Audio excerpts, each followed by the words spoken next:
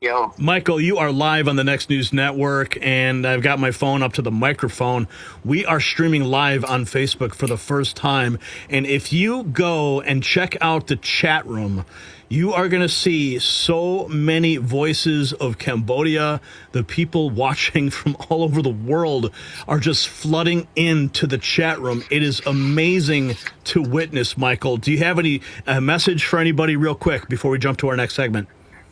Yes, absolutely. The candidate that was recently appointed from the State Department to be the next ambassador to Thailand has publicly came forward with a letter to condemn the acts and the crimes against humanity, to condemn Thailand. And he has called on President Trump openly and publicly against a protocol, against all procedures, to immediately return all 18 soldiers home. And he suggested in the letter that we must reconsider the tariff war on Thailand. This is a beautiful, swift move. It's bold. Folks, I don't think anyone understands the magnitude of this. When you are not a sitting ambassador, by rule, by committee, you are not allowed to make any public statements at all whatsoever, not even in your private sector as your job, and not even making any news or any appearances at all whatsoever. But this next ambassador, he took it upon himself, and he's doing the right thing already. And he went public because he knows what is right. And I'm so excited that we have an ambassador that has actual morality and high integrity. And this is going to start a movement. Right now I'm in New York. I'm going to meet with Melania Trump's exclusive senior advisor, Mark Beckman, for 25 years. And good luck, folks. Good luck, Thailand, calling them fake. And you know, Mike, Gary, I've been doing a lot of business with the family for many, many, many years.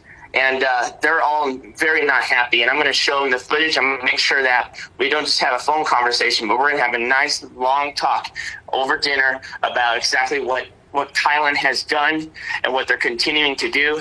And so Thailand, if they're wise at all, they would immediately return the soldiers home. They'll immediately allow the dead to be buried properly. They will immediately apologize, and they would immediately recuse their general for attempting a military coup for his own political gain. And folks, I also starting a meeting. I already put in a request to meet with Brian Mass. Brian Mass is the head of the chairman of the Foreign Affairs. He's the head person that's in charge of Thailand. Every single dollar that Thailand gets, every single weapon they get, anything at all that they receive from the United States, it's his final signature before it gets to the president's desk. And believe me, he is disturbed. He is disturbed to see exactly what happened here. So, Michael, a question Thailand for you. thinks, yeah, a question for you. Is Thailand getting more aggressive on other borders right now? Of course, yes, absolutely. Burma, they saw movement in Burma. So Burma acted quickly. They're calling us actually heroes because we sounded the alarm. They shut down their borders all throughout Burma, and they're moving in the military personnel at every inch of the corner of it with surveillance, with drones, because everyone knows that there's a coup. Look, Gary, there's been 16 coups in the past 25 years. Unfortunately, Thailand, this is going to be the 17th coup that we believe here in Washington, here in New York. And this is devastating for not just Cambodia, but this could be devastating for the neighboring countries. No, Michael. And word has it that even Vietnam is now considering putting in troops on their border because of the threats of this general that struck on power, who wants to have control over the Thailand government because his party, the military party, he wants to rule. Go ahead, Gary. Michael, it's my gut instinct that China is behind a lot of these actions, kind of using Thailand as a proxy nation to disrupt the region as in in an effort to test President Trump to see how he reacts, because President Trump is creating peace all over the world. And all of a sudden, if you have this flare up between Cambodia and Thailand starts to act aggressive on other areas, then perhaps China will be testing and watching and doing research to figure out exactly what their next move is, because they're testing to see how President Trump reacts. What are your thoughts? That's 100% accurate. That's exactly what this is. General Bunsen, he from Thailand, he just publicly announced, he said that we're no longer buying any military warcraft or weaponry from the United States. We're going to be buying all of our weapons from Europe and from Sweden. All of our military crafts is going to be from Sweden, no longer from the United States. He went out and publicly praised the Chinese warships. He said they're better than America. They're the best he's ever seen. The best line of products and services that they can offer for Thailand. And so he hasn't confirmed or denied, but he said that he is likely to purchase all Chinese submarines moving forward. Well, a lot of that technology is all stolen from American contractors anyway. Right, but here's the thing: Thailand has always been an ally, and Thailand, it hosts. You know, we have our CIA, all of our FBI, all of our headquarters is out. Our largest operation for CIA is out of Thailand, and this causes severe problems if China is successful with this coup, with this military party. And the Trump administration is going to have to quickly take this fire out. And I think they can do it more than one ways. One of the ways is they can immediately step in and say, Thailand, if you don't act right, then we're going to tariff you 100%. And that would cripple the economy. And if they continue to double down on China, then we can increase it to 200%. So, and if they continue to be aggressive against Cambodia, then we can stop buying them artillery shells, because it's 5% engineered in the United States, including Korea, including where they get all their weaponry. And believe me, when President Trump puts them on notice, all the countries are going to, again, not just stop supplying them with weaponry, but they're going to Thailand. And this is the conversation that Washington, D.C. needs to happen right now on everyone's forefront, especially now that we're getting ahead of the talks from Russia and Ukraine and Israel and Gaza. This is on the forefront, and I cannot wait until President Trump addresses this. And believe me, there's going to be consequences. The longer that Thailand tests Trump's resolve, the worse it's going to be for them. And as to your point, you're right. China is definitely watching.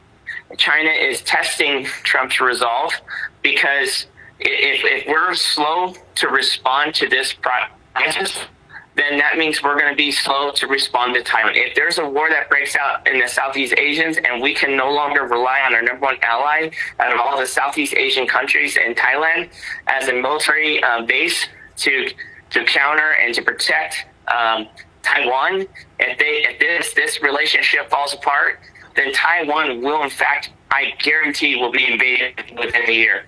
So Michael, this is critical, because this is going to turn into World War III very quickly. Michael, I want to ask you just one last question. I want to get your reaction, because you actually met with those monks in Cambodia just before they made their huge announcement. I mean, you were marching in the streets with them. And can you give us some insight into what happened just before world news all across the world started to report upon these 70,000 monks that all of a sudden came out and endorsed Donald Trump? Because it was really your boots on the ground and shining a light on the crisis there that, like, I believe was the spark that made these monks want to break their silence, come out. And then we just saw outside the White House yesterday, there were hundreds and hundreds of Cambodian people praising President Trump. I just want to get your reaction and a little bit of background on that moment. Thank you. Yeah, so the senior monk from Cambodia, brought me to his home and to share with me their story about their Buddhism. And it's important for the American people to understand why their Buddhist faith and belief system and practice is different unlike any other Buddhist countries. Their Buddhism comes from a story about a king who decided to leave his throne and to become a monk, to be poor, so he can live with the sick and he can be with the people. And because of that, he left Angkor Wat, which is one of the 7 wonders of the world, to be homeless and to live his life like that in inspiration of Gandhi. And because of that, he became, the Buddha monk icon of peace. What the monk shared with me was President Trump is like an inspiration from God. He has a beautiful life from Mar-a-Lago. He stepped down not just for America and for the world. And when President Trump was shot and that bullet went by, immediately the senior monk ordered all 70,000 monks to pray for him and to bless him, because he told him that this sitting president is not just for America, but it's for the world. And he said, end quote, every breath, every word is inspired by God. And we are living in times where we can see an actual leader and what he looks like. So, because by every word, every move he does, it's inspired by God. And I told him, I said, it's an honor that as an American, that our president, the leader of the free world, can have such a great impact, not just, on America, but the world. And I'm very thankful for it. Michael, thank you for your work. I'm going to keep tracking it. It's great to know you. Great to call you a friend. And just keep up the good work and keep us posted, okay? Yes, thank you for having me, Gary. Thank you all. I'm going, having thank you in Cambodian. Thank you. All right. Michael Alfaro, everybody. The man who has single-handedly stepped forward and affected real change in that nation of Cambodia.